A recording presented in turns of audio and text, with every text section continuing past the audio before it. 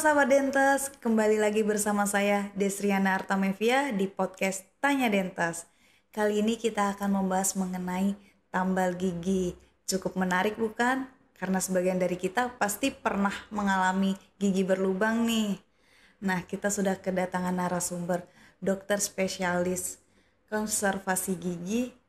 Silakan dokter, perkenalan dulu. Halo sahabat Dentes, perkenalkan nama saya Dr. Gigi Cynthia Dewi Maharani, spesialis konservasi gigi.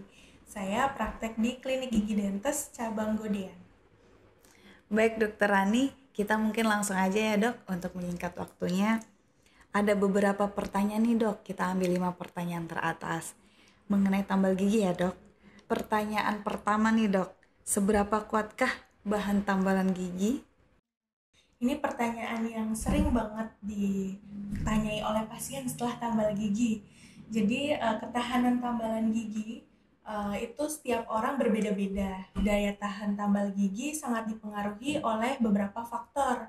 Yang pertama, letak lubang gigi. Jadi lubang gigi itu biasanya kan bervariasi letaknya. Ada di gigi depan, gigi belakang, lalu ada di antara gigi, bahkan ada juga yang di leher gigi.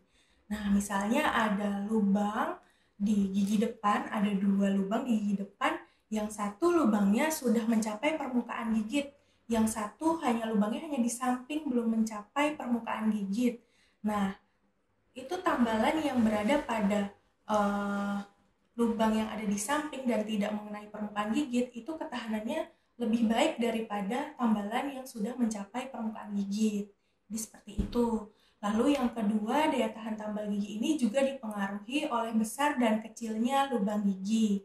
Tambalan yang berada pada lubang gigi yang lebih kecil akan lebih tahan daripada tambalan yang berada pada lubang gigi yang besar.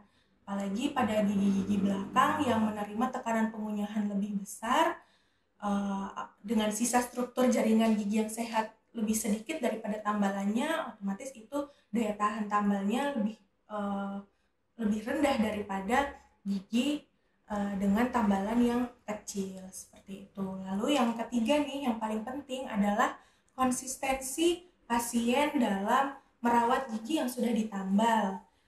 Jadi pasien itu perlu kontrol rutin, lalu juga perlu membersihkan gigi yang sudah ditambal secara berkala.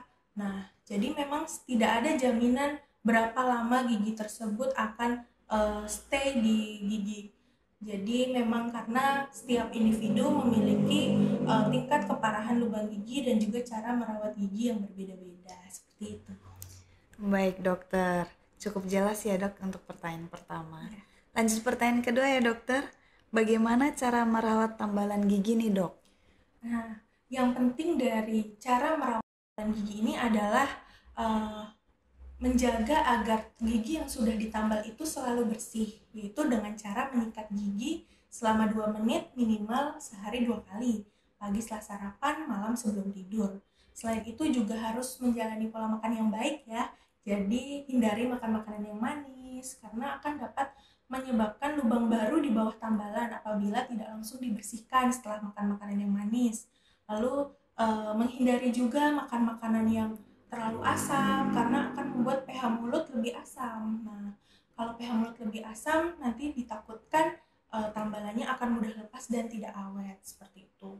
Lalu juga jangan lupa periksa rutin ke dokter gigi setiap 6 bulan sekali. Baik. Untuk mengecek tambalannya masih bagus atau harus diperbaiki seperti itu. Berarti faktor makanan juga cukup mempengaruhi ya dok? Iya, betul, sangat pengaruh. Baik dokter, untuk pertanyaan ketiga nih dok, apa yang harus dilakukan apabila gigi tambalan terasa sakit nih dok? Terkadang memang setelah ditambal itu ada rasa sakit, mungkin rasa sakitnya ini masih bisa ditoleransi sekitar 1-2 hari, jadi tanpa mengkonsumsi obat pun dia bisa akan hilang dengan sendirinya karena memang ada efek iritatif dari bahan tambal itu sendiri. Namun apabila sakitnya itu sudah melebihi 2-3 hari tidak tertahankan, harus mengkonsumsi obat, itu sebaiknya memang cek ulang ke dokter gigi.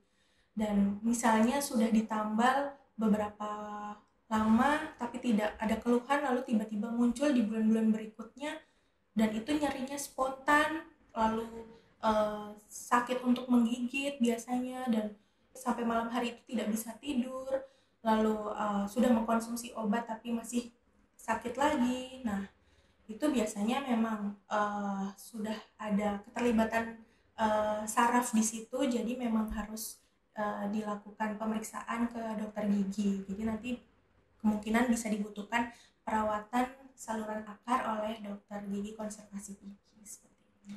Baik dokter, membahas tentang perawatan saluran akar nih dok, agak nyambung sama pertanyaan keempat. Apakah setelah gigi dirawat saluran akar dan ditambal bisa bertahan lama dok? Gigi yang sudah dirawat saluran akar dan sudah ditambal dengan perawatan saluran akar yang baik, prosedur yang tepat, pengisian yang baik, dan juga restorasi akhir yang sesuai dengan kondisi gigi pasien saat itu, maka keberhasilan perawatan akan dicapai dan dapat bertahan lama. Jadi rata-rata keberhasilan perawatan saluran akar dengan prosedur yang tepat dan restorasi akhir yang sesuai indikasi pada gigi pasien akan mencapai 90% keberhasilannya. Baik dokter, pertanyaan terakhir nih ya dok, pertanyaan paling banyak buat sahabat dentes yang masih penasaran, berapa sih dok biaya tambalan gigi itu? Untuk harga harus dilihat dulu dari kasusnya, jadi besar kecilnya tambalan, semakin besar tambalannya maka harganya pun akan semakin tinggi. Jadi kalau misalnya sahabat dentes mau tahu range harganya, langsung aja bisa DM Instagram @klinikgigidentes, nanti dijawab pasti sama adminnya. Wah, terima kasih banyak nih dokter Rani sudah menjawab 5 pertanyaan dari sahabat dentes. Gimana nih sahabat dentes, kalian udah cukup jelas belum? Kalau belum, kalian bisa tanya di kolom komentar di bawah ini ya. Oke sahabat dentes, buat kalian ingin konsultasikan gigi kalian, kalian bisa langsung konsultasi di klinik gigi dentes terdekat, atau kalian bisa reservasi langsung di nomor WA di bawah ini. Dan sampai jumpa di podcast selanjutnya. Dadah!